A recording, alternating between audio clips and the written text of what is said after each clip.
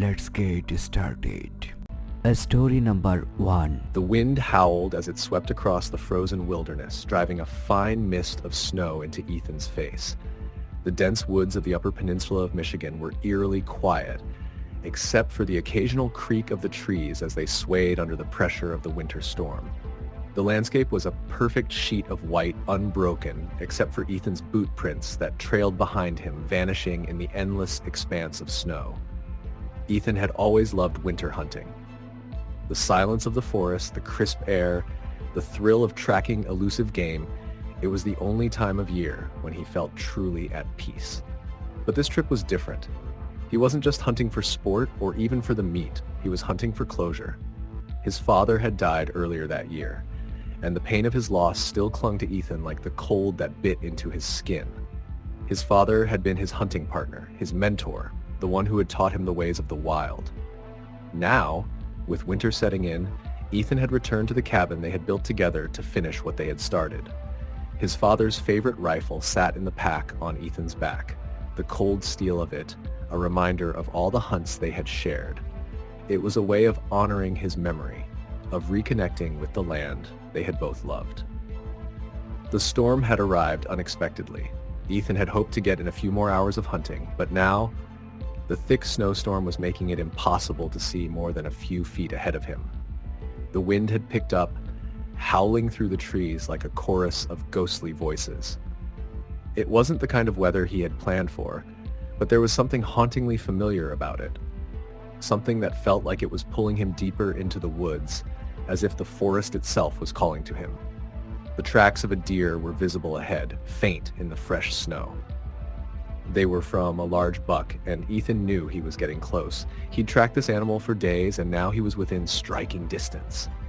He couldn't let the storm stop him. He needed to finish this. He followed the tracks deeper into the woods, each step slower than the last as the snow thickened. The wind seemed to whisper through the branches above, a sound that unsettled him, making the hairs on the back of his neck stand on end. He could have sworn he heard something faint like the echo of a voice carried by the wind. He paused, straining his ears, but the forest was silent once again. Ethan shook off the unease, telling himself it was just the storm playing tricks on him. He had been in these woods countless times before, and he knew that nature had a way of making the unfamiliar seem ominous. Still, the voice lingered in his mind. He pressed on, moving cautiously through the dense trees. The buck's tracks grew fresher, and he knew he was getting close. As he rounded a thick cluster of pines, he spotted the animal. It stood in the clearing ahead, its massive antlers silhouetted against the gray sky. Ethan's heart skipped a beat. This was it, the moment he had been waiting for. He raised his rifle, steadying his aim, but before he could pull the trigger, the buck's head snapped up, its eyes wide with fear. Something was wrong. The animal's body tensed, its muscles coiled as though it were about to bolt, but it didn't move. It just stared, its gaze fixed on Ethan as if it were waiting for something.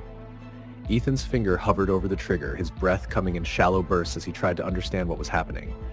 And then, through the howling wind, he heard it again. A voice, distant but unmistakable. Ethan. The voice was low, almost a whisper, but it was clear as day. Ethan's blood ran cold, his hands shaking as he lowered his rifle. He knew that voice. It was his father's voice. He looked around, panic surging through him.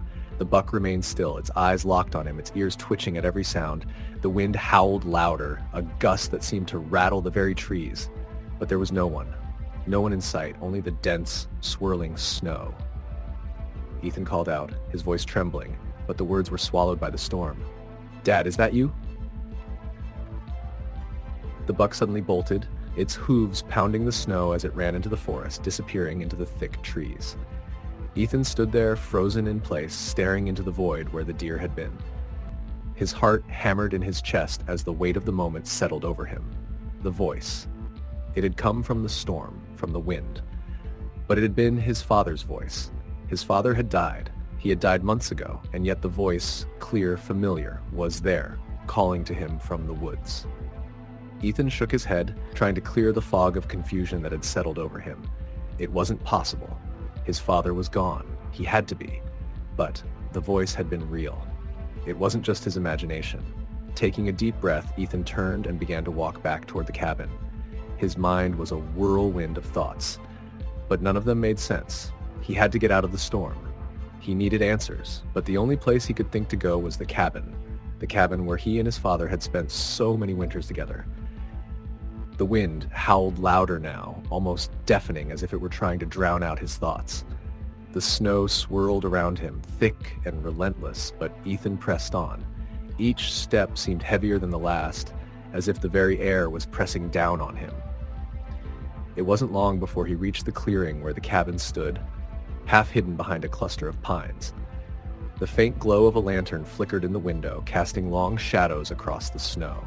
Ethan stopped in his tracks. He hadn't lit the lantern. He hadn't even gone inside yet. A chill ran down his spine. His pulse quickened, and a feeling of dread settled over him. Someone was in the cabin. He moved cautiously, silently, toward the door. His hand was shaking as he reached for the handle, but before he could touch it, he heard it again. Ethan. The voice came from inside the cabin. This time, it was unmistakably his father's voice. It was close, too close. Ethan's heart stopped. He stepped back from the door, his mind racing. What was going on? This couldn't be happening. His father's voice, his father's presence, it didn't make sense. His father had died in the spring. He had been there when they buried him. And yet, here was his voice, clear and distinct, calling his name from inside the cabin. For a long moment, Ethan stood there in the snow, the wind howling around him, unsure of what to do. The voice came again, this time urgent. Ethan, come inside. It's time. The words seemed to linger in the air like an invitation. Ethan felt an overwhelming pull toward the cabin. It was as if his father were beckoning him home. But deep inside, a part of him knew this wasn't right. This wasn't his father. It couldn't be. Ethan turned away from the door, his eyes wild with fear. He couldn't stay here. He couldn't let whatever this was pull him in. Not after everything. Not after his father had passed. He ran. He ran as fast as his legs would carry him, ignoring the cold that numbed his body, ignoring the storm that battered him from all sides. He couldn't breathe, couldn't think, only run. His mind screamed at him to get away, to leave the cabin, leave the woods, leave the memory of his father behind. But the voice still echoed in his mind, pulling at him, drawing him back. When he finally collapsed into the snow, exhausted and out of breath, he didn't look back. The storm howled around him, but the voice, his father's voice, was gone. The next morning, the storm had passed. The woods were still. The sun had broken through the clouds, casting a soft light over the snow-covered landscape. Ethan stood outside the cabin, staring at the trees, his rifle slung over his shoulder. The tracks from last night's hunt had been erased by the storm. The clearing was empty, silent, but the lantern in the cabin window was still glowing. Story the end. Story number 2. The snow was deep and the wind howled through the bare trees as Marcus trudged along the trail, his boots sinking with every step. It was late January, and the forest was deep in the grip of winter. The temperature had dropped to well below freezing, and the air was biting and sharp. The faintest trace of light still hung in the sky, though the sun had already dipped below the horizon, leaving the world in an early twilight. The forest around him seemed more alive than usual, as though it were holding its breath, waiting for something. Marcus had been hunting in these woods since he was a boy. His father had taught him everything he knew about tracking game, reading the signs of the forest, and surviving the harsh conditions of winter. But tonight, something felt off. Maybe it was the way the trees swayed unnaturally in the wind, or the stillness that had overtaken the woods after the storm earlier in the day. Or maybe it was just the weight of the solitude. He wasn't supposed to be out this far, but he had followed the tracks of a large buck for hours, and now he was deep in the forest, farther than he had ever gone before. It didn't feel right. The silence was oppressive, heavier than the usual quiet of winter nights. He stopped for a moment to catch his breath, the crunch of his boots on the snow echoing through the stillness. His rifle was slung over his shoulder, his fingers numb from the cold. He had always prided himself on being prepared, and he had brought everything he needed for a few days in the woods. But the loneliness was starting to get to him. He glanced up at the pale sky, half expecting to see something, anything, moving in the trees. But the only motion was the occasional gust of wind bending the branches overhead. "Get it together," he muttered to himself, shaking his head. He was used to the silence of the woods. This was just his mind playing tricks on him. The tracks of the buck led him to a small clearing surrounded by dense thickets of trees. The snow in the clearing was untouched, save for the faint marks of animal tracks that had passed through earlier. There was no sign of the buck though, and for a moment Marcus considered turning back. But then he heard something. It wasn't a rustle in the brush or the scampering of small animals. It was a distinct sound, almost like a whisper. His heart skipped a beat and he strained his ears to listen more closely. The whisper was faint, barely audible, but it was definitely there. "Marcus?" He froze, his body going stiff as the voice seemed to come from the trees around him. His pulse quickened and he glanced around, but there was no one. The forest was empty. It was just him and the cold night air. "Marcus!" the voice repeated, a little louder this time as though it was beckoning him. The sound of it sent a shiver down his spine and he instinctively reached for his rifle, his fingers suddenly slick with sweat despite the cold. "Who's there?" he called out, his voice hoarse in the freezing air. Silence. The wind picked up again, whistling through the trees, but there was no response. Marcus shook his head, trying to shake off the creeping feeling of dread that had settled in his gut. He must have imagined it. His mind was playing tricks on him, that's all. He had been out here too long, and the isolation was getting to him. But then, as if the forest itself was mocking him, the whisper came again. "Marcus." The voice was clear now, unmistakable, and it seemed to come from right behind him. He spun around, rifle raised, but there was nothing. The trees were still, the clearing empty. Marcus's breath caught in his throat. His instincts screamed at him to run, but his legs felt like they were frozen to the ground.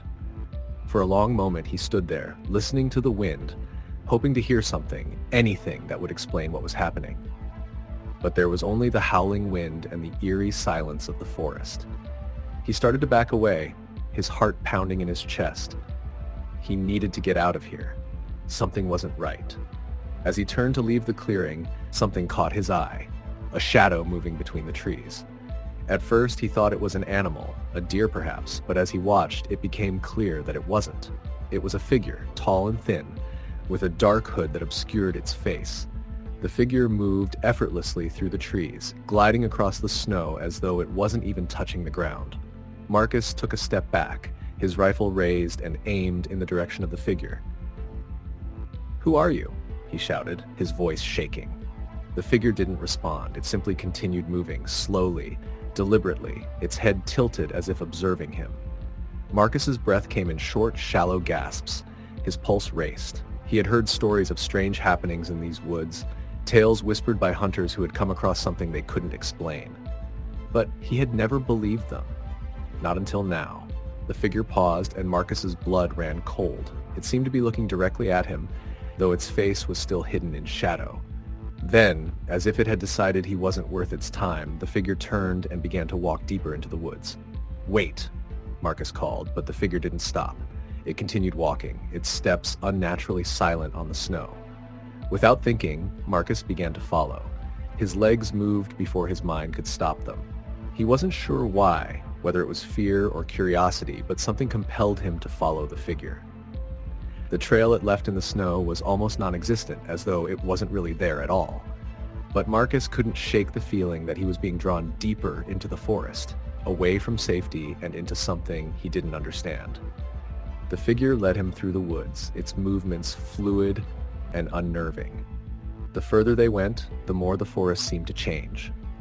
The trees grew taller, their branches twisted and gnarled, their trunks black and scarred as though something had torn through them. The air grew colder still, and the wind howled louder, cutting through Marcus's clothing and making it harder to breathe. And then suddenly, the figure stopped. Marcus was now deep in the woods, far from the path he had followed in. He glanced around, realizing with a jolt that he had no idea where he was. The forest had grown strangely unfamiliar, the trees stretching out in all directions, and the snow on the ground had become dark and slick. The figure turned toward him, its face still obscured. But this time Marcus could feel its presence more clearly, as if it was watching him closely, waiting for something. "Why are you here?" Marcus asked, his voice trembling despite his attempt to remain steady. The figure didn't answer. Instead, it began to move again, walking deeper into the woods. Marcus followed, his mind racing, his body shaking with a mix of fear and adrenaline. He wasn't sure what was happening, but every part of him screamed to stop. But he couldn't. The figure led him to a clearing, a small, dark space in the forest where the moonlight barely touched the snow. And there, in the middle of the clearing, something lay buried beneath the snow. A mound, not large, but enough to make Marcus's stomach turn with a sense of dread. The figure stopped beside the mound and finally turned to face him, its hood falling back to reveal a face that was not human. It was pale and gaunt, the skin stretched tight over bone, its eyes hollow and dark, a void where life once was. Its mouth twisted into a smile that was far too wide, too unnatural. "You shouldn't have come," the figure whispered, its voice like the crackling of ice. Marcus backed away, his heart hammering in his chest. He turned and ran, blindly crashing through the snow, not daring to look back. By the time he reached the edge of the forest, the sun had begun to rise, casting light over the snow-covered ground. But the forest was silent once more, and there was no sign of the figure or the mound. Marcus never spoke of what happened that night. He returned to the town, and the woods seemed to swallow up the memory of what he had seen as if it had never happened. But he knew. He knew the forest held its secrets, and every winter after he stayed far away from those woods. Story the end. Story number 3. The wind had been howling for days, sweeping across the vast, snow-covered wilderness of the northern forests. It was late December, and Ben had been looking forward to this hunting trip for months. A quiet getaway with his closest friends, Jake, Mike, and Dave. They had rented a small cabin deep in the woods, far from civilization. The kind of place where you could forget about the world for a while. The kind of place where the cold seemed to penetrate deeper than just your skin, where even the trees appeared to shiver in the biting air. Ben had always loved hunting. The calm, the focus, the silence of the forest, everything about it put him at ease. But that winter felt different. Maybe it was the long stretch of isolation, or maybe it was the eerily still forest. But something about this trip wasn't right. He had mentioned it a few times, but the others just laughed it off. After all, it was supposed to be a fun trip. They were there to hunt, drink a few beers, and enjoy each other's company. The first day went as planned. They spent hours trekking through the snow-covered woods, searching for game. The trees loomed tall and dark, their bare branches reaching out like skeletal arms. The silence was almost suffocating. Every time Ben turned around, it felt as though someone or something was watching them.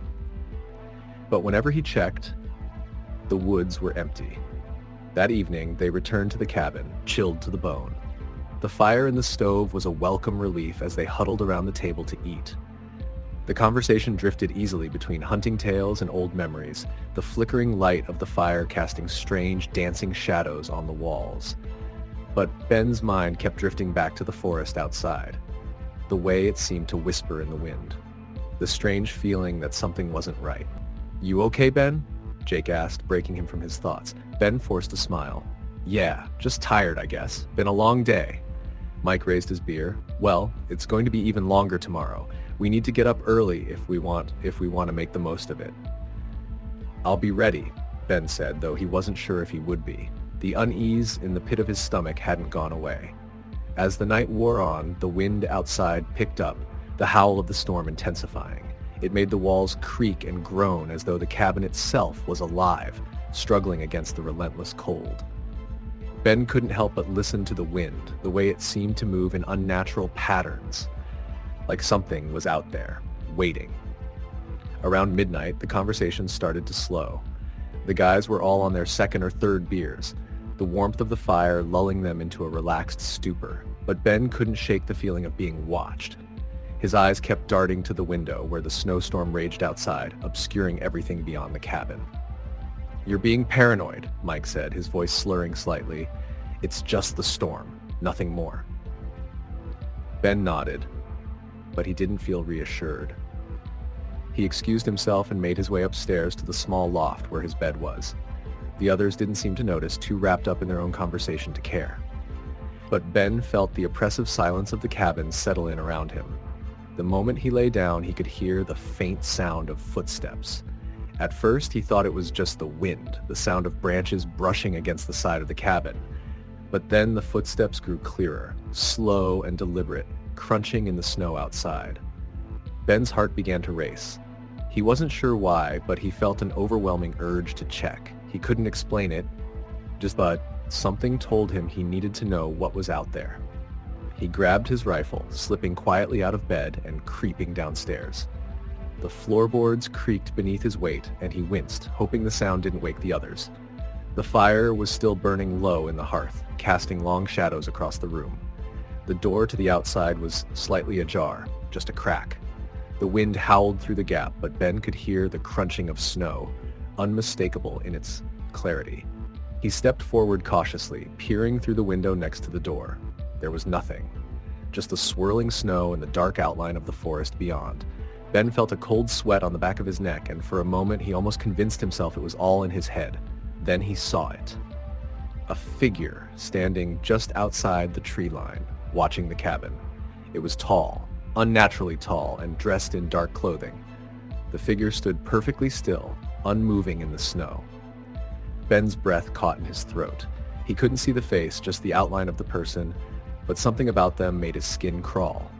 It wasn't human. He didn't know how he knew, but he could feel it. Before he could move, the figure was gone. Ben froze. He blinked, his heart pounding in his chest.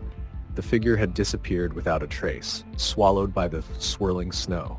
His hands trembled as he reached for the door, pushing it open slightly to peer outside. But there was nothing. The forest was silent once more.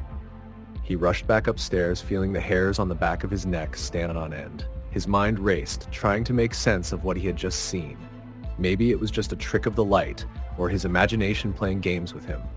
But deep down, he knew it wasn't. It was something else, something not of this world. Ben lay in bed for the rest of the night, wide awake, staring at the ceiling, listening to the wind howl outside. But the footsteps never came again. The next morning, Ben tried to push it from his mind. The guys were already awake, making breakfast and talking excitedly about the day ahead. "You okay, man?" Jake asked, noticing the look on Ben's face. "You look like you've seen a ghost." Ben forced a smile. "I'm fine. Just didn't sleep well." They headed out into the woods again, their spirits high despite the bitter cold. Ben stayed close behind the group, just trying to shake the uneasy feeling that still lingered in his chest. The forest was as silent as ever, the snow deep and unbroken, stretching out in all directions. It felt like they were the only people left on Earth. Around midday, they came across a clearing.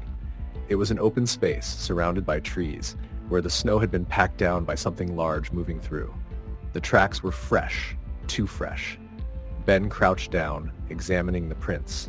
They were enormous, the size of a bear's paw, but something was off about them. The edges were too sharp, almost unnatural. "This doesn't look like any animal I've ever seen," Mike said, squatting down beside Ben. "Yeah," Ben agreed, standing up slowly. "It's strange. It doesn't look right." As they stood there, the wind picked up again, howling through the trees.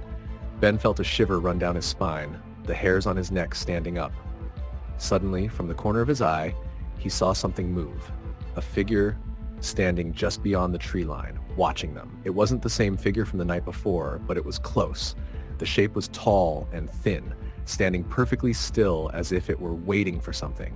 Ben's heart pounded in his chest. He turned to the others, but they were too focused on the tracks to notice. "Guys," Ben whispered, his voice shaky. "Do you see that?" The others turned to where Ben was pointing, but when they looked, the figure was gone.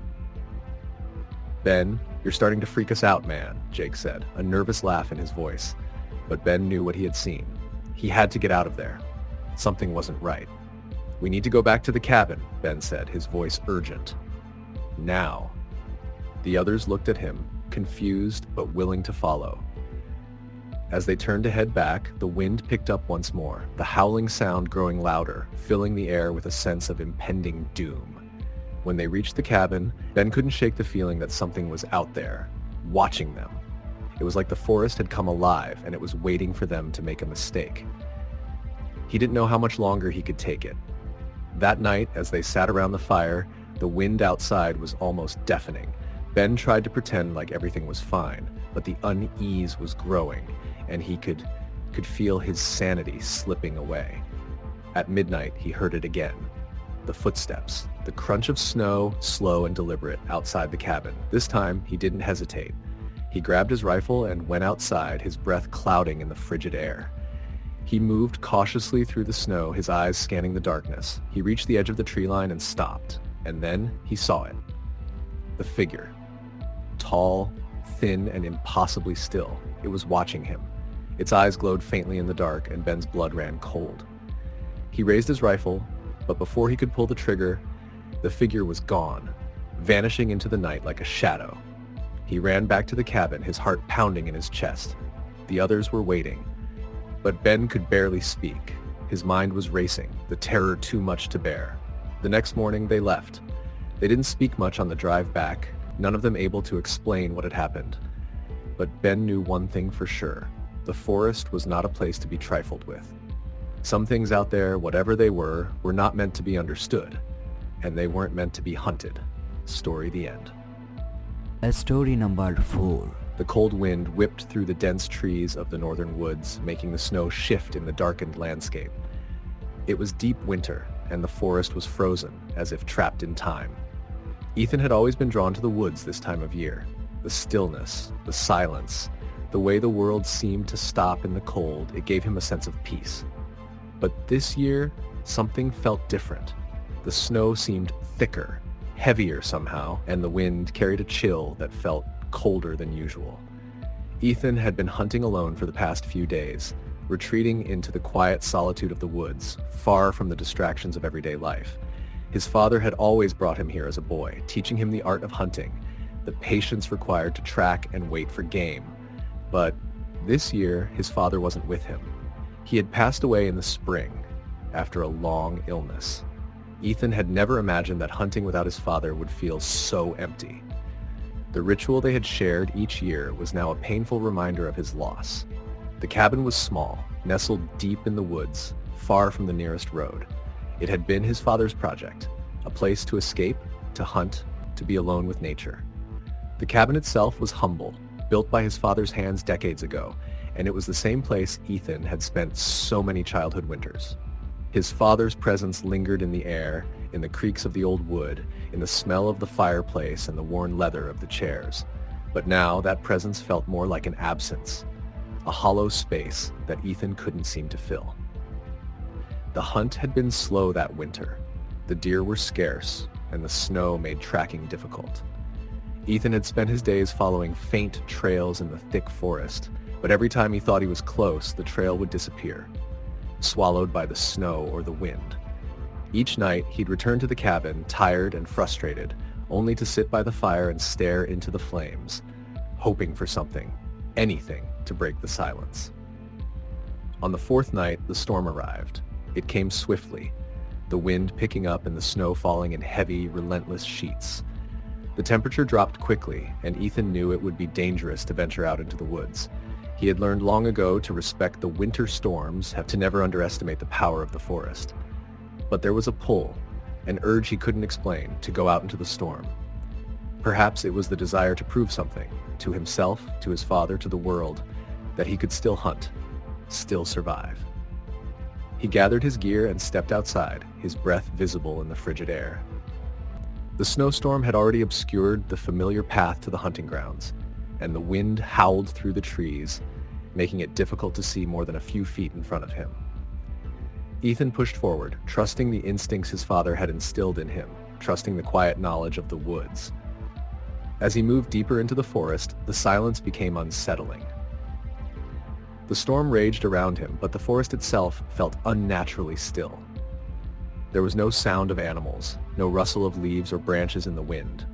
Just the cold, relentless blowing of snow and the sound of his own footsteps crunching in the fresh powder. Ethan's mind raced as he tried to ignore the growing sense of unease, telling himself it was just the storm, just the isolation of the woods. After a few hours of trekking through the storm, Ethan found himself in a familiar part of the woods, a place where he and his father had often hunted. He had set his sights on a large buck that had been seen in the area, and he thought he might have caught a glimpse of its tracks earlier. He was determined to track it down, despite the storm. As he scanned the area, the wind picked up again, making it harder to hear or see anything. The snow was falling in thick sheets now, and the trees creaked under the weight of the storm. Suddenly, there was a sound, something faint, almost indistinguishable from the wind. A crack in the distance. Ethan's heart skipped a beat. It wasn't the wind. It wasn't an animal. He couldn't explain it, but it felt like someone was there, someone just out of sight. Ethan stood still, listening intently, but the sound was gone. The forest was silent again, as though nothing had ever happened. His pulse quickened. Maybe it was just the storm playing tricks on him. He took a few cautious steps forward, eyes darting around, but the trees were still, the snow swirling in the air like a white fog. And then, there it was again. A voice. Low, distant, but unmistakable. Ethan? The hairs on the back of Ethan's neck stood up. The voice was his father's voice. His father had passed away months ago. Ethan knew that. He had been there when they buried him. He had felt the earth close over the grave. And yet, there was no mistaking that voice. The way it had called his name, it was as clear and familiar as if his father were standing right next to him. "Dad?" Ethan called out, his voice barely rising above the wind. There was no answer, just the swirling storm and the quiet stillness of the woods. His heart pounded in his chest, his breath coming faster as he searched the trees, hoping to catch a glimpse of his father's familiar figure emerging from the snow. But there was nothing, just the blinding whiteness of the storm and the dark shadows of the trees. "Dad!" Ethan shouted, his voice cracking with panic. "Where are you?" He took a step forward, then another, and suddenly, he was running, his boots crunching through the snow, his heart racing as he searched for the source of the voice. The storm raged around him, but the voice, his father's voice, echoed in his mind, urging him forward. "Ethan!" The voice came again, this time closer, clearer. "Come back. I'm here." Ethan stumbled through the snow, the wind stinging his face, his mind spinning with confusion and fear. He couldn't make sense of what was happening. His father couldn't be here. It was impossible. But the voice, the unmistakable tone of it was real. It was his father's voice. He ran harder, faster, until he found himself at the edge of a small clearing. And there, standing in the center of the clearing, was a figure. The figure was tall, cloaked in a thick coat, its face obscured by the swirling snow. For a moment, Ethan's heart stopped. He recognized that shape, that posture. It was his father, the way he stood, the way he moved. It was unmistakable. "Dad," Ethan whispered, his voice hoarse with emotion. "Is it really you?" The figure turned slowly, its face still hidden by the snowstorm. Ethan took a step forward, his breath coming in ragged gasps, his heart pounding in his chest. And then, the figure spoke. "It's too late, Ethan." The voice was still his father's, but there was something cold, something wrong about it. Ethan stopped in his tracks. The words had come from his father's mouth, but they were not the words he had expected. There was no warmth, no love in them, only a deep, hollow emptiness. Suddenly, the wind howled again, louder than before, and the figure vanished, dissolving into the storm like smoke. Ethan blinked, his eyes stinging from the snow, and when he looked again, the clearing was empty. The silence returned, but it wasn't the peaceful silence he had once known. It was oppressive, heavy with something that Ethan couldn't explain. He stood there in the cold, the snow piling up around him, and for the first time in his life he felt truly alone. He turned and ran, not looking back, not daring to glance over his shoulder. The forest seemed to close in around him, the wind screaming in his ears as he stumbled through the snow. His father's voice echoed in his mind, repeating the same words over and over again. "It's too late, Ethan." By the time he reached the cabin, the storm had died down, the sky clear once more, though the snow still blanketed the ground. Ethan slammed the door behind him, the weight of the night pressing down on him as he leaned against it, gasping for breath. His heart was still racing, his body trembling with cold and fear. The fire in the hearth flickered dimly, casting long shadows across the room. Ethan stared at the flames, trying to make sense of what had just happened, but there was nothing to understand. His father's voice, the figure in the woods, everything about it felt wrong. He couldn't explain it, and he wasn't sure he wanted to. All he knew was that the woods were no longer a place of peace for him. They were a place of echoes, of memories, and of things that should have stayed buried. The storm had passed, but the fear still lingered. Story the end. Story number 5. We had planned this winter hunting trip for months, the four of us, me, Jake, Tim, and David. Our annual tradition of retreating into the wilderness, far from the distractions of the city, was something we all looked forward to. The remote cabin we rented was nestled deep in the northern woods, surrounded by dense forest and snow-covered mountains. It wasn't easy to get to, but that's what made it perfect. No cell service, no internet, just us and the forest. When we arrived, the cabin was everything we expected. A small, rustic place with a wood-burning stove, a fireplace, and a few bedrooms. The snow was thick on the ground and the wind was already picking up, a harsh reminder of how isolated we truly were. The storm that had been brewing for days had finally hit full force. It was quiet at first, just the steady sound of snow falling on the roof and the occasional gust of wind rattling the windows. After unpacking our gear, we headed out to scout the area. The snow was already knee-deep and the forest was eerily silent. There were no animal tracks, no sign of life. I had been hunting here before, but something about this trip felt different. The air was thick, oppressive, like the forest itself was holding its breath. We didn't find anything that day. No deer, no signs of anything living. As we trudged back to the cabin, the wind had picked up again, and snow was beginning to swirl around us, making it hard to see. That night, as we sat around the fire, the atmosphere in the cabin felt heavier than usual. The wind outside had turned violent, howling through the trees and shaking the windows. The walls creaked with each gust. We were used to the noise of the storm, but tonight it felt more menacing, almost like it was trying to get in. It wasn't long before we all turned in, exhausted from the day. I lay in bed, staring at the ceiling, listening to the wind. I couldn't shake the feeling that something wasn't right. It was the isolation, the deep, unnatural quiet that had followed us throughout the day. I tried to convince myself that I was just being paranoid. There were no ghosts in these woods, no unexplained forces, just a bad storm and a little too much silence. Around 2 a.m., I heard a sound. Soft at first, then louder, closer. The sound of footsteps crunching through the snow. It was unmistakable. Someone was outside. My heart raced and I sat up in bed, straining to hear. The footsteps were slow, deliberate, and heavy, like someone or something was walking around the cabin.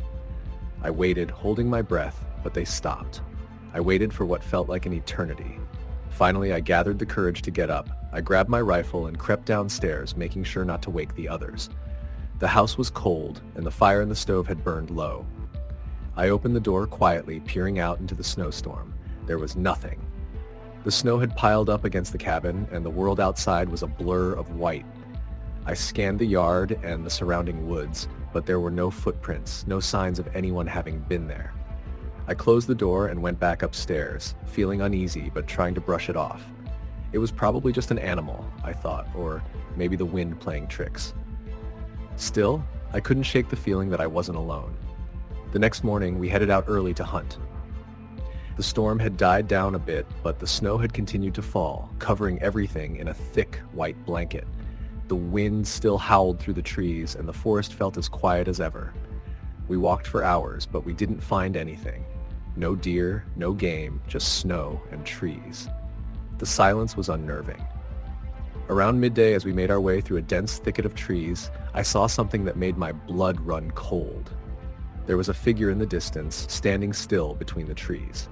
It was tall, unnaturally tall, and it appeared to be watching us. It was too far to make out any details, but I could see its silhouette against the snow. I blinked, and when I looked back, it was gone. "Did you see that?" I asked, my voice low. Jake, who had been walking ahead, turned around. "See what?" "That figure. Standing in the trees," I said, my heart racing. There was something out there. The others looked at me like I was crazy. "Ben, you've been spooked by this place. It's just the wind or an animal," Tim said, trying to reassure me. "I know what I saw," I insisted, but they brushed it off and kept walking. The rest of the day passed without incident, but I couldn't shake the image of the figure in the woods.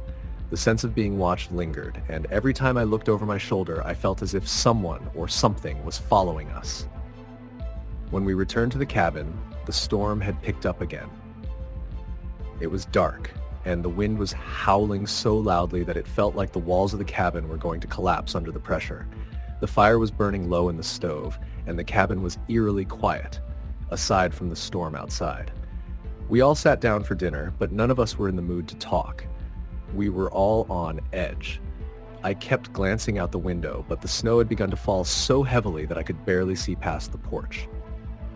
After dinner, Jake suggested we play cards to pass the time. We did, but I couldn't focus. My mind kept drifting back to the figure in the woods, and I kept hearing the faint sound of footsteps, though I couldn't tell if it was real or just my imagination. At around midnight, the door to the cabin suddenly slammed open as if the wind had forced it. We all jumped up in alarm, but when we looked outside, there was nothing. No one had come in, and the snow was swirling around the porch, untouched. I felt a chill run down my spine, and I couldn't explain it, but something inside me knew that we weren't alone in the cabin. I didn't want to say it out loud, but I was afraid. Something was out there, something that didn't belong. We bolted the door, and the rest of the night passed in tense silence. None of us slept much. Every creak of the cabin, every gust of wind made us jump. The feeling of being watched didn't go away. The next day, we packed up quickly and decided to leave. None of us wanted to stay another night. The atmosphere in the cabin was suffocating, and the feeling of unease had become unbearable. We didn't talk about what had happened, but I could see it in their eyes. Everyone had felt it too, that sense of being watched, that lingering feeling of dread. It wasn't just the storm, it wasn't just the isolation. There was something else in those woods, something old and angry, something that had been waiting. As we drove away, I looked back at the cabin one last time. It was a small speck in the distance, surrounded by trees and snow. But in that moment, I felt like the forest itself was alive, watching us leave, waiting for the next group of hunters to wander too far. I never went back. Story the end. Story number 6. It was the middle of December when we decided to go winter hunting. Me, my brother Greg, and our old hunting buddy Steve had been planning this trip for weeks. The cabin we rented was tucked away in the remote woods of northern Maine, far from civilization. It wasn't easy to get to, but that was part of the charm. We were eager for some peace and solitude away from the noise of our daily lives. It was to be a true winter hunting experience. Just the three of us, a few rifles, and a whole lot of snow. The weather was as cold as we expected when we arrived, and the snow had already started to fall heavily. The roads were slick, and the wind had a way of biting through your clothing, but the cabin was warm and inviting when we walked in. It was a rustic log cabin, the kind you'd imagine seeing in old hunting books. Stone fireplace, wood paneling, and just enough room for the three of us. As we unpacked our gear, Greg, being the most experienced hunter among us, took charge of setting up the hunting blinds and organizing the rifles. Steve was the one always cracking jokes, trying to keep the mood light, while I found myself mostly in the background, eager for the hunt, but also feeling the weight of something I couldn't explain. It was something about the place. I couldn't put my finger on it, but I knew it wasn't the usual excitement I felt for these trips. That first night, as we sat around the fire and ate dinner, the wind howled outside, rattling the windows. We talked about the hunt and swapped old stories from past trips, but I couldn't shake the feeling that something wasn't quite right.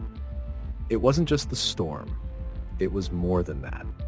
Every time I glanced out the window, I thought I saw movement in the trees just outside the cabin. I told myself it was the snow blowing around or my mind playing tricks. But every time, the unease settled deeper. After dinner, we retreated to our respective rooms. I had the smallest one, the one furthest from the front door, tucked away in the back corner of the cabin. It wasn't much, but it was cozy. I tried to sleep, but the storm outside kept me awake. It wasn't just the wind. It was something else, something unsettling. The house creaked and groaned with every gust. I could hear the snow scraping against the windows and the faint sound of footsteps in the distance, just barely audible over the storm. I sat up, straining to listen, but the footsteps faded quickly. I figured it was just the wind again, or an animal moving through the snow. At around 3 a.m., I woke up to the sound of someone knocking on the door. It was so quiet and deliberate that it sent a chill through me. I lay there in bed, frozen. The knocking came again, just two solid thumps, followed by a long silence. My heart raced. I was certain I hadn't heard things. There was something outside. I slowly got out of bed, trying to keep my breathing steady. I crept downstairs, my rifle in hand, my flashlight casting long shadows along the cabin's walls. The rest of the house was eerily still. I reached the front door and hesitated for a moment. The knocking had stopped, but I couldn't shake the feeling that something was out there. I opened the door. The cold air hit me hard, biting through my shirt, but there was nothing. No one in sight. Just the swirling snow and the dark woods beyond. I stepped out onto the porch, scanning the area around the cabin, but there was no sign of anyone. "Hello?" I called into the night, but my voice was swallowed by the storm. Nothing. I closed the door and went back to bed, but I didn't sleep well after that. Every creak of the cabin, every gust of wind felt like a warning. The next day, the storm had subsided somewhat, but the snow continued to fall heavily. We had planned to go out hunting early, but by the time we finished breakfast, it was almost noon. The snow was so thick that we couldn't see more than a few yards in front of us. It was perfect hunting weather if you could stand the cold. We grabbed our rifles and made our way into the woods, the silence of the forest overwhelming. Not a single bird or animal sound. We tracked for hours, but there was no sign of game. We moved deeper into the woods, following faint tracks in the snow, but it was strange. The usual signs of wildlife, broken branches, footprints, animal trails were missing. It was like the woods were dead. The atmosphere felt thick, oppressive, like the trees themselves were watching us. I remember asking Greg, "Has it always felt this way up here?" He glanced at me, his brow furrowed. "What do you mean?" "I don't know. Just the way the woods are. It's like something's off." Greg shrugged it off. "You're just tired, man. It's the weather getting to you. Let's keep moving." We pressed on, but as we moved further into the woods, I began to feel more and more like we weren't alone. There was something out there, something watching us. Every time I turned around, I thought I saw a shadow just beyond the tree line. A figure moving, but when I blinked, it was gone. At one point, we reached a clearing in the woods, and I saw it. Two deep, clear tracks in the snow. They were large, human-like prints, but they didn't match anything we had seen before. The toes were unnaturally elongated, and the prints seemed to be leading us in a circular path, as if someone or something was circling the clearing. It didn't make sense. There were no other tracks, no signs of a path leading up to the prints. It was as if they had just appeared out of nowhere. Greg crouched down to inspect the tracks. "These are strange," he muttered, clearly puzzled. Steve, ever the skeptic, laughed it off. "Probably just some weird animal. We're in the middle of nowhere, remember?" But I couldn't shake the feeling that they weren't just animal tracks. There was something unnatural about them, something that didn't belong. As we left the clearing and continued our hunt, the strange feeling of being followed only intensified. Every time I glanced behind me, I felt like someone or something was just out of sight. The silence of the woods seemed louder with every step we took, and then, just as we were about to head back to the cabin, I heard it. A voice. Quiet at first, like a whisper in the wind, but then it grew louder, clearer. A deep, gravelly voice that echoed in the trees. It wasn't a human voice, not like any voice I'd ever heard before. It was almost like a growl, but with words. "Leave." It was so clear, so distinct that I froze in place. The others didn't seem to hear it, or if they did, they didn't acknowledge it. But I knew I had heard it. There was something out there in the woods, something ancient, something that wanted us gone. We made our way back to the cabin quickly, our footsteps crunching loudly in the snow.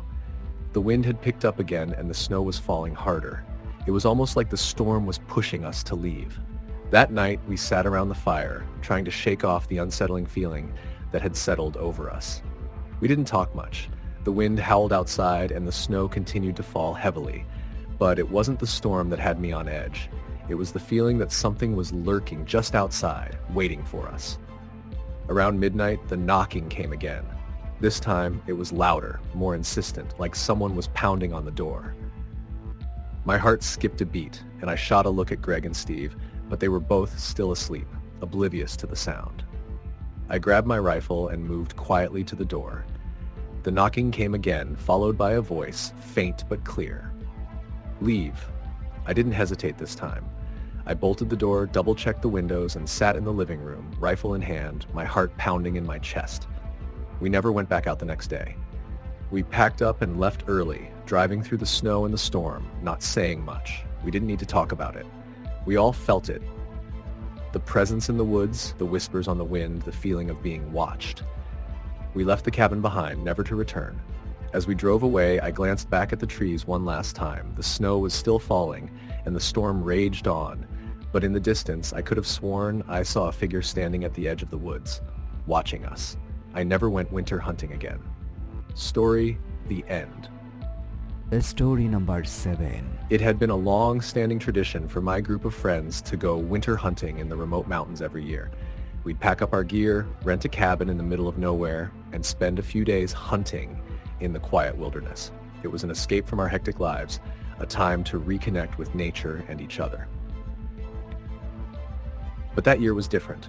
It was December, and the first heavy snow of the season had already blanketed the mountains. My 3 closest friends, Jake, Tim, and Greg, and I arrived at the cabin after a grueling 6-hour drive. The roads were slick, and the last few miles were more of a challenge than we had anticipated, but we made it. The cabin was small but cozy, nestled at the edge of a thick forest that stretched as far as the eye could see.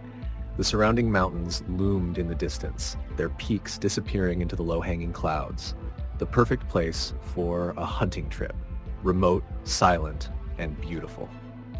We unpacked our gear, fired up the wood stove, and set about making dinner. The warmth from the fire was a relief after the bitter cold outside. The wind howled through the trees, and the snow continued to fall in thick, wet flakes.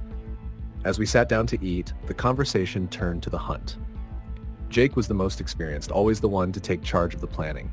He had scouted the area a few weeks earlier and was confident we'd find good game. But as we ate, I couldn't shake the uneasy feeling that had been growing in my chest since we'd arrived. Something about the place didn't feel right. It was hard to explain, but the isolation, the stillness, it felt oppressive, like the air itself was heavy with secrets. I glanced out the window at the darkening landscape. The forest seemed to press in closer as the night deepened. "You okay, man?" Greg asked, noticing my distracted expression. "You've been quiet." "Yeah, just tired," I replied, trying to shake off the feeling. "It's nothing." "Don't let Jake scare you," Tim said with a laugh. "He's been telling us about all the ghost stories around here. You know how he is." Jake, ever the enthusiast for scary tales, had been filling our heads with stories about strange occurrences in the area. Old hunters who'd disappeared without a trace, hikers who'd claimed to see things in the woods, figures that weren't quite human, strange sounds that couldn't be explained. Of course, we all laughed it off. After all, it was just a cabin in the woods, nothing to be afraid of. Or so we thought. That night, we went to bed early. The wind outside was fierce, and the cabin creaked with each gust. I lay in the loft, staring up at the ceiling, trying to sleep. But the wind was relentless, and there was something about the way the snow settled against the windows that made the whole place feel suffocating. At around 2 a.m., I heard something that made my blood run cold, a knock at the door. It was faint, but it was there. A single knock followed by silence. I sat up, my heart racing.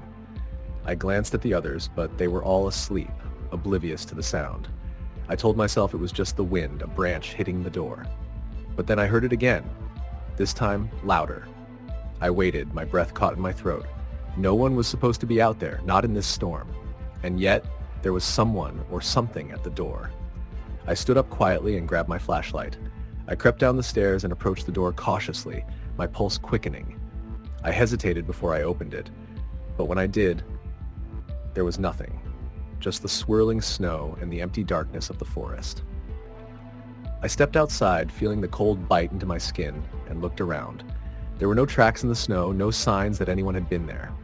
I scanned the trees, the silence surrounding me like a heavy blanket. The only sound was the wind, now howling through the branches. I stood there for a moment, confused, before I finally closed the door and returned to the warmth of the cabin. The rest of the night passed without incident, but I couldn't shake the feeling that something was wrong. The next morning, I told the others about the knocking. They laughed it off, blaming the wind or perhaps some animal outside. But I knew what I'd heard. It wasn't the wind, and it wasn't an animal. The days passed in a blur of hunting and bad weather. The snow was thick, the wind unrelenting, and the deer we were hunting seemed to be avoiding us at every turn. But there was something else, something I couldn't explain. It was as if the forest itself was watching us, waiting. I felt it every time I stepped outside, as if the trees were closing in, the shadows moving just beyond the edge of my vision. One afternoon, we set out to track a buck we had spotted the day before. The weather had cleared a little, and the sun was peeking through the clouds, casting a soft, pale light over the snow. We trudged through the deep snow for hours, following the tracks of the deer. But as we pushed deeper into the forest, something felt off. The woods were unnervingly silent. No birds, no animals, not even the wind. The deeper we went, the more isolated we became. The snow was untouched here, the only marks in it our own footprints. We reached a clearing, and it was then that I noticed something strange. Fresh tracks, but not from any animal I recognized. The prints were large, far too large for a deer, with long, claw-like toes, and they seemed to be circling the clearing. "What the hell is this?" Jake muttered, crouching down to examine the tracks. "Those don't look like anything I've seen before," Tim said, his voice uneasy. We stood there for a long moment, staring at the strange tracks. They didn't look like any animal we knew. They didn't even look human, yet they were unmistakable in their shape. Whoever or whatever had made them, it had been watching us. "Let's get out of here," I said, my voice tight. The air around us felt thick with something unspoken, something ancient. The forest felt alive. As we made our way back to the cabin, the oppressive feeling didn't leave me. The wind began to pick up again, a howl that seemed to echo through the trees. The snow had started to fall once more, thick and heavy, and the visibility dropped to almost nothing. But that wasn't what had me on edge. It was the feeling that we were being followed. Every now and then, I would glance over my shoulder, but each time I saw nothing but the swirling snow. Yet the feeling persisted, the sense that something or someone was just behind us, watching, waiting. We reached the cabin just as the storm hit in full force, the snow falling in thick, blinding sheets. We made our way inside, where the warmth of the fire was a welcome relief, but the unease lingered in the air. As we sat down to eat, none of us spoke. The tracks from the clearing still lingered in my mind. But there was something else, something that had been with me since the night before, the knock at the door. That night, the wind howled even louder than before. The snow raged against the windows, and the cabin seemed to shake with every gust. It was as if the storm itself was alive, pounding against the walls with a rage I couldn't understand. I lay awake in the loft, listening to the wind and the creaking of the cabin, but I couldn't sleep. I felt something was wrong, but I couldn't put my finger on it. Suddenly the knock came again. This time it was louder, more forceful. It came from the door, but this time it wasn't just one knock. It was multiple knocks, a rapid series that made the hair on the back of my neck stand up. I jumped out of bed, heart racing. The others were still asleep, oblivious to the sound. I grabbed my flashlight and rifle, my hands shaking. I crept downstairs and approached the door again, my breath coming in short, panicked gasps. The knock came again, louder this time. I opened the door, and this time I was ready for whatever was out there. But once again, there was nothing, no one in sight, except for the footprints. They were fresh, leading away from the cabin and into the forest. I stood there for a long time, frozen in place, staring at the tracks. They were unmistakable, leading deeper into the woods. And then I saw it. There, standing just beyond the trees, was a figure. It was tall, impossibly tall, with long, spindly limbs and a face that I couldn't quite make out. It was just standing there, watching me. And then it vanished. I slammed the door shut, my heart racing, and ran back upstairs. I woke the others, my voice shaking. "We need to leave. Now." The storm raged outside, but I couldn't stay another minute. Something was out there, something that wasn't human. We packed up quickly, throwing our things into the truck and leaving the cabin behind. We never spoke of what happened that night again. The woods are quiet now, and the snow has long since melted, but I can still hear the sound of the knocking. And sometimes when the wind howls just right, I can almost see the figure standing at the edge of the trees, waiting. Story the end. Story number 8. The first snowfall of the season always brought excitement. For most people, it was the promise of holidays and cozy evenings by the fire. For me, it meant the opening of hunting season, a tradition my father and grandfather had shared. Every winter, we would pack up the truck, head to the cabin in the deep woods, and hunt deer. It was a ritual, one that tied me to my family, to the land, to the past. But this year felt different. The winter came early, and the snow was thicker than I remembered, even for a northern winter. It was the beginning of December, and the air had already turned bitter cold. I wasn't sure why, but something about it didn't sit right. Maybe it was the loneliness of hunting without my father, who passed away a year ago. Maybe it was the constant wind that never seemed to stop howling in the distance. The cabin had always been my father's refuge, a place he would retreat to when life got too heavy, when the world outside got too loud. It was an old structure built by my grandfather that sat nestled in a valley of thick woods, the kind of place you would only find if you knew where to look. We didn't get many visitors up there, and that's how we liked it. I had driven up alone that year. My father's absence weighed on me, and I knew it would be the first hunting trip I'd made without him. I hadn't been back to the cabin since the funeral.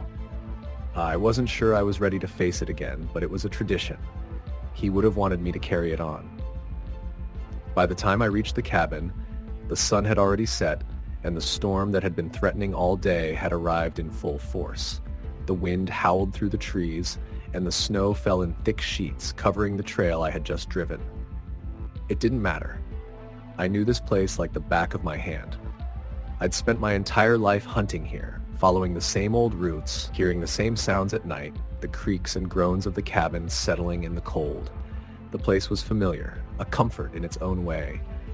The first night, I sat by the fire trying to relax, but something about the place made me feel uneasy. The wind rattled the windows, and the snow piled up against the walls. It wasn't a comfortable night, but that was just the nature of winter in the woods. There was no real warmth out there, only the heat from the stove and the blanket of silence that came with the snow. The next morning, I set out early, hoping to track down a deer before the storm got worse. The woods were quiet, too quiet. The usual bustle of birds and small creatures was absent, and I couldn't shake the feeling that something was watching me. The wind picked up as I made my way through the trees, but I barely noticed it, so focused on the task at hand. I had been walking for a few hours when I came upon something odd. There was a faint trail of footprints in the snow, but they didn't look like any tracks I'd ever seen. They were too large, too deep, and the shape was all wrong. I followed them for a few hundred yards before I realized the tracks weren't human, but they weren't animal either. The prints were long, shallow, almost like something had dragged itself through the snow. I felt a cold shiver run through me. At first, I thought it could be the tracks of a moose or maybe a bear, but it didn't make sense. The prints weren't deep enough for a large animal, and the way they twisted and turned didn't match anything I knew. It was as if something had been crawling through the snow. Despite my better judgment, I decided to follow the tracks. I felt drawn to them, as if they were pulling me deeper into the woods. My gut told me to turn around, to leave the forest behind, and go back to the cabin. But I didn't listen. I had been hunting in these woods my whole life. I knew how to track animals. I wasn't afraid of a few strange prints. The trail led me further from the cabin, deeper into the forest. The snow had stopped falling, but the wind still howled through the trees. I couldn't shake the feeling that I was being followed. There was something in the woods with me. Something that didn't belong. The hairs on the back of my neck stood up, and I could feel my breath quickening. After a while, the trail led me to a small clearing in the woods, a place I had never seen before. It was odd, the way the trees formed a perfect circle around it, as if something had intentionally shaped the area. The snow was undisturbed, as if nothing had ever been there, but the feeling in the air was thick, oppressive. I could taste the stillness, the way the woods had swallowed up the sound of the wind. I stood in the middle of the clearing for a long time, trying to make sense of the strange feeling that had settled over me. It wasn't the kind of peace the forest usually gave me. It was colder, darker, more oppressive. As I stood there, I thought I heard something. A soft whisper, barely audible over the wind, but unmistakable. I froze. The sound had come from behind me, just out of view. I turned around, but there was nothing there. Only trees, their branches swaying gently in the wind. "Who's there?" I called, but my voice came out shaky, even to my own ears. The woods answered with nothing but silence. No birds, no rustling of leaves, just the howling wind and the thick snow around me. My breath came faster now, as if the very air itself was pushing in on me. I turned quickly and started to walk back toward the trail, my heart pounding. I didn't know what was happening, but I knew I didn't want it to be there any longer. I hadn't been alone in the woods since my father had passed, and the strange feelings and whispers were beginning to unravel the calm I had once felt in the woods.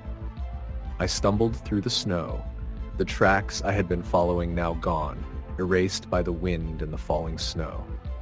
The clearing felt like a dream now, fading as quickly as I tried to make sense of it. The sound of my footsteps was deafening in the silence, and I couldn't help but feel that something was right behind me, just out of sight. When I finally reached the cabin, I slammed the door shut and locked it. My hands were shaking as I set my rifle by the door, and I leaned against the wall trying to calm myself. But the stillness of the cabin only made the unease grow. I tried to shake it off. It was just the storm, the isolation. I hadn't been hunting in weeks, hadn't been out in the woods alone since my father's death. Maybe I was just out of practice, but something didn't feel right. The air in the cabin felt thick, as if the walls were closing in on me. I heard the wind outside, howling like a distant voice, but it wasn't the wind that was making the hairs on the back of my neck stand up. It was the feeling that I wasn't alone, that I had brought something back with me. That night, the storm raged on, but I couldn't sleep. Every creak of the cabin's old wood made me jump, and every gust of wind made me feel as if I were being watched. At some point, I must have drifted off because I awoke to the sound of footsteps outside. I didn't move, I just listened. The steps were slow, deliberate, and they came closer to the cabin. I could hear them crunching in the snow just beyond the door. My heart hammered in my chest.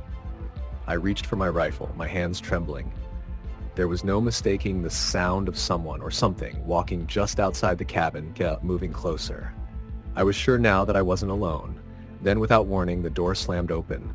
Snow and cold air flooded the room as I jumped to my feet, raising my rifle. But when I looked, there was no one there. Only the dark, swirling snow outside and the howling wind. I slammed the door shut again, my hands shaking. I didn't know what was happening, but I couldn't stay there. I couldn't stay in the woods anymore. I packed my things in a hurry, the fear still settling in my bones.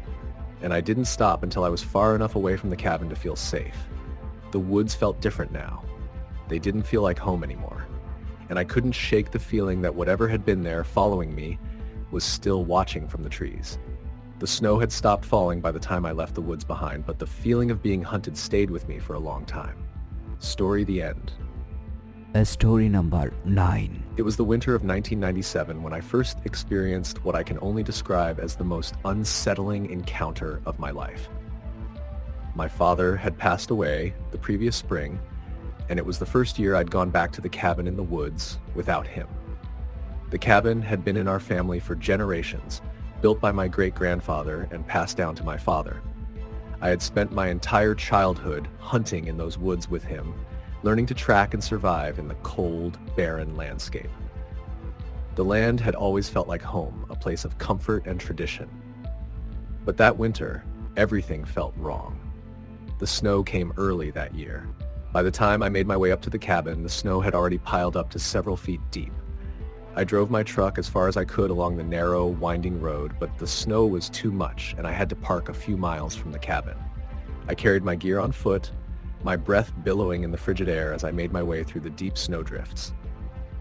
The woods were quiet, eerily quiet. There were no birds, no animals, just the oppressive silence that seemed to weigh down on me. The cabin stood at the edge of a small clearing, surrounded by dense pine trees that stretched up to the sky. As I approached, the familiar sight of it brought back memories of my father and the years we spent hunting together. But now, it felt empty, as if something was missing. I shrugged off the uneasy feeling, telling myself it was just the result of being alone for the first time in years. I had come to hunt and clear my head, nothing more. That night, the wind howled through the trees, rattling the old wooden walls of the cabin.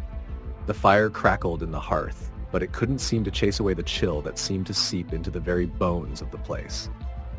I was alone, but the silence was oppressive, and I kept expecting to hear my father's familiar voice asking me about the day's hunt or telling one of his old stories. But there was nothing, just the endless wind outside and the creaking of the cabin. I tried to push the thoughts away, focusing instead on preparing for the next day's hunt. The following morning, I set out early, following the familiar trails where my father and I had hunted together for years. The snow was thick, and the cold stung my face, but I knew these woods like the back of my hand. I had spent my entire life here, and I wasn't about to let some unease stop me. The forest was still, the only sound the crunch of my boots in the snow and the occasional gust of wind. As I ventured deeper into the woods, something strange started to happen. The tracks I was following seemed to disappear. One minute, I was following a set of deer tracks, and the next, they were gone. It didn't make sense. I looked around, my breath coming in shallow bursts, but there was no sign of anything else. I thought I had lost the trail, so I retraced my steps, but the same thing happened again. I checked my map and compass, making sure I was going in the right direction, but the trail I was following just wasn't there anymore. My gut told me to turn back, but I ignored it, pushing on. I had been hunting here too many times to let something like this stop me. But the deeper I went into the woods, the more uneasy I became. The air grew heavier, the wind more biting, and there was a strange stillness around me, as if the forest had become aware of my presence and didn't like it. Hours passed, and I realized I had wandered far off course. I knew I needed to head back, but something was wrong. I felt watched. Every movement I made was met with a strange, unexplainable sensation, as though the trees were staring at me, waiting. My instincts told me to turn around, but I couldn't help myself. I kept moving forward, drawn deeper into the woods. That was when I heard it. A sound, barely audible but unmistakable, a rustling in the snow behind me. I froze, my heart pounding in my chest. I turned around slowly, expecting to see some animal, maybe a deer or a fox, but there was nothing. The woods were empty, silent, save for the wind and the crunch of snow beneath my boots. I shook my head, trying to brush it off. It was just the wind, I thought. But then the sound came again, closer this time. A soft, deliberate step in the snow. I spun around, rifle in hand, but there was no one there. My breath came out in sharp gasps as I scanned the trees, my mind racing. It had to be a trick of the wind, a shadow, my imagination playing tricks on me. But I couldn't shake the feeling that something or someone was out there, just beyond my line of sight. The silence was deafening now, broken only by the harsh sound of my breath and the pounding of my heart. I could feel my pulse in my throat, my hands trembling as I held the rifle. Then, in the distance, I saw it. A figure, standing among the trees, just out of the corner of my eye. It was tall, too tall and thin, like a silhouette against the white snow. It stood perfectly still, not moving a muscle, as if watching me. I squinted, trying to make out any details, but it was just a shadow, an outline in the snow. My breath caught in my throat as I took a step back, my feet sinking into the deep snow. The figure didn't move. It just stood there, watching. And then, without warning, it stepped forward. Slow, deliberate, its long, thin limbs gliding through the snow as if it weren't even touching the ground. My heart skipped a beat, and for the first time in my life, I felt true fear. I turned and ran, my breath coming in ragged gasps as I pushed through the snow, the figure still moving behind me, its steps never faltering. I could hear it, feel it, getting closer with every step I took. The sound of its footsteps was unnaturally quiet, as if it was floating just above the snow. I didn't dare look back. I didn't want to see it, didn't want to know what it was. My legs burned as I pushed myself harder, but the snow seemed to slow me down, as if the forest itself was trying to hold me in place. The wind howled in my ears, the trees bending with the force of it, but I couldn't escape the feeling that something was closing in on me. Finally I saw it, the edge of the clearing, the familiar trees I recognized. The cabin was in sight. I pushed myself faster, the snow now feeling like an obstacle, but I didn't care. I didn't stop until I was inside, slamming the door behind me and locking it. My hands were shaking as I leaned against the door, my breath coming in shallow, panicked gasps. The rest of the day was a blur. I didn't leave the cabin. I couldn't. The wind howled outside, but the cabin felt like a safe haven, even if I knew deep down that something was wrong. Something had been following me, something that wasn't human. That night, I tried to sleep, but I couldn't shake the feeling that I wasn't alone. The wind rattled the windows and the floorboards creaked beneath me, but it was the silence that bothered me most. The kind of silence that isn't natural. It was as though the forest was holding its breath, waiting for something. Around midnight, I heard it again, footsteps. Slow, deliberate, just outside the cabin. I froze, straining my ears to listen. The steps weren't loud, but they were there, moving around the cabin in a slow circle. I reached for my rifle, my hands slick with sweat, but I didn't dare open the door. I knew if I did, whatever was out there would be waiting for me. The footsteps stopped, and then I heard the whisper. It was a voice, faint but unmistakable. It called my name, low and breathy, as if it were right outside the door. I froze, my heart racing, my breath caught in my throat. I didn't move, didn't speak. I just listened, waiting for it to go away, but it never did. Eventually, I must have fallen asleep, though I couldn't tell you when. When I woke up the next morning, the sun was low in the sky, casting long shadows through the trees. I didn't waste any time. I packed up and left, not looking back, not daring to. The cabin had felt like a prison, and I couldn't get out fast enough. I've never been back to those woods since. Every time I think about that night, I can still hear those footsteps, still feel the weight of being watched, even now, so many years later. I don't know what it was, what I saw, or what followed me that night, but I know one thing for sure: some things are better left undiscovered, and some parts of the woods are best left untouched. Story the end.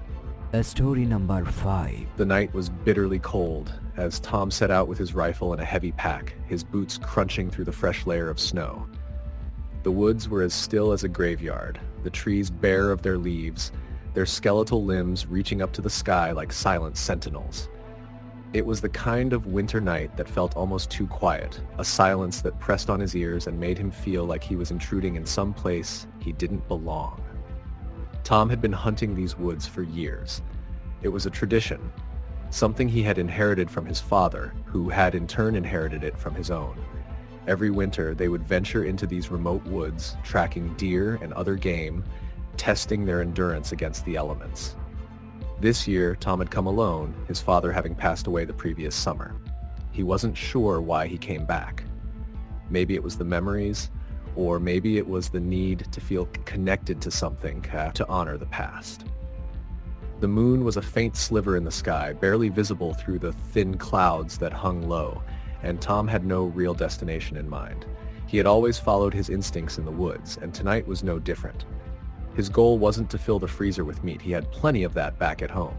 No, it was the thrill of the hunt, the sense of being alone in the wilderness that drove him. It was as though he was proving something to himself, a challenge to see if he could still do it. Could he still navigate the cold, still stalk his prey like a hunter of old? He walked for hours, the sound of his breath the only noise in the oppressive silence of the forest.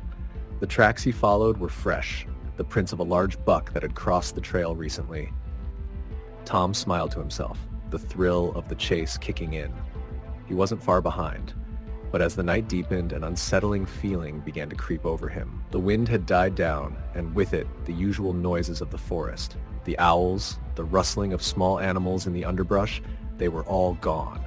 The snow beneath his feet, once crisp and firm, had grown soft, almost as though something was shifting beneath it. He paused, lifting his rifle slightly, scanning the trees. The silence was oppressive, as if the world had fallen into a strange, unnatural stillness. Even the air seemed to hold its breath. And then, from somewhere deeper in the woods, came a sound. It was faint at first, barely perceptible, like a whisper carried on the wind. Tom froze. It wasn't the sound of an animal. It wasn't the wind. It was something else. Something wrong. His instincts kicked in. His father had always told him that when the woods grew quiet, you needed to listen carefully. Sometimes the woods spoke to you, but only if you were paying attention. Tom took a step forward, his eyes scanning the trees, trying to locate the source of the sound. The whisper came again, this time louder, clearer. It was unmistakable. It was a voice, and it was calling his name. Tom. The hairs on the back of his neck stood up. He hadn't heard anyone out here. No one. He was miles from the nearest house, and the trail he'd been following was well off the main paths. He slowly turned in a circle, but saw nothing. Only the dark trees, the snow-covered ground, and the pale moonlight that illuminated the vast emptiness. Tom? The voice was closer now, almost as if it was right behind him. His heart pounded in his chest, the blood rushing in his ears. He spun around quickly, rifle at the ready, but there was no one there. No footprints in the snow, no sign of movement. His breath came in ragged gasps, and he realized with a sinking feeling that he was alone in the woods. Completely alone. There were no other hunters, no animals, no sounds, just that voice haunting him, calling his name. He turned back to the trail, his mind racing. Was it just the wind? Or had something else, something unnatural, reached out from the depths of the forest? Tom shook his head, trying to push the unease from his mind. It was nothing, he told himself, a trick of the cold, of the isolation. He had been out here alone for too long, and his mind was playing tricks on him. He would continue just a little further, just a little more. As he trudged through the snow, the voice came again, louder this time, and with it the unmistakable sound of footsteps crunching through the snow. They were heavy, deliberate, as if someone was walking behind him, matching his pace. He spun around, rifle raised, but there was nothing. No one. The snow was undisturbed, the trees stood still in the night. But the feeling of being watched, the sense of being followed, was undeniable. His breath caught in his throat as the footsteps grew louder, closer, until they were right next to him. Tom, the voice whispered again, this time unmistakable, echoing in his ears. Tom, come find me. Before he could react, the footsteps stopped. A figure appeared from the shadows, walking slowly out from behind a tree. Tom's heart skipped a beat as he saw the figure. It was a man, tall and thin, his face obscured by a hood and a scarf wrapped tightly around his neck. His clothes were old, ragged, as though they had been worn for years, and his boots were caked in old, frozen mud. He seemed to glide across the snow, his movements unnaturally smooth. Tom's stomach churned. There was something wrong about the man. His eyes, they were hollow, black pits that seemed to swallow the light. "Who the hell are you?" Tom demanded, his voice shaky despite his best efforts to sound strong. "What do you want?" The man said nothing at first. He simply stood there, staring at Tom with those dark, empty eyes, and then slowly he raised one finger to his lips. "Shh," the figure hissed, his voice like the scrape of ice against metal. "You're not alone, Tom." Tom stepped back, his heart racing. Something about the figure felt wrong, like he didn't belong in the world. The air around him grew colder, the temperature dropping rapidly, the breath in Tom's mouth turning to mist. He could feel the presence of something far older and darker, pressing against him, suffocating him. The man tilted his head, his lips curling into a smile that didn't reach his eyes. "You shouldn't be here," the figure whispered. "Not in these woods. Not in this place." Tom's breath caught in his throat as the ground beneath him shifted. He stumbled, nearly falling into the snow. But when he looked down, he saw something that made his blood run cold. The snow around him wasn't as it should be, for it was darker, streaked with red, almost as if it had been soaked with something. His mind raced, but before he could react, the figure moved closer, its eyes locked onto his. "You should have never come here," the figure said again, its voice like a death knell. And then, with a swift motion, the figure was gone, vanished into the shadows, as though it had never been there at all. Tom stood frozen, his heart pounding in his chest, his mind struggling to make sense of what had just happened. The footsteps were gone. The voice was gone. The figure, gone. He didn't know how long he stood there, the icy wind biting at his skin, the eerie silence of the woods pressing in around him. But finally, he turned, his instincts screaming at him to leave, to get back to safety, to get home. He didn't stop running until he reached the edge of the woods, the first signs of civilization barely visible in the distance, that the voice had stopped, the figure had stopped, but the cold was still there, and the unease, the feeling that something was waiting for him, never quite left. Tom never returned to those woods again. Story the end.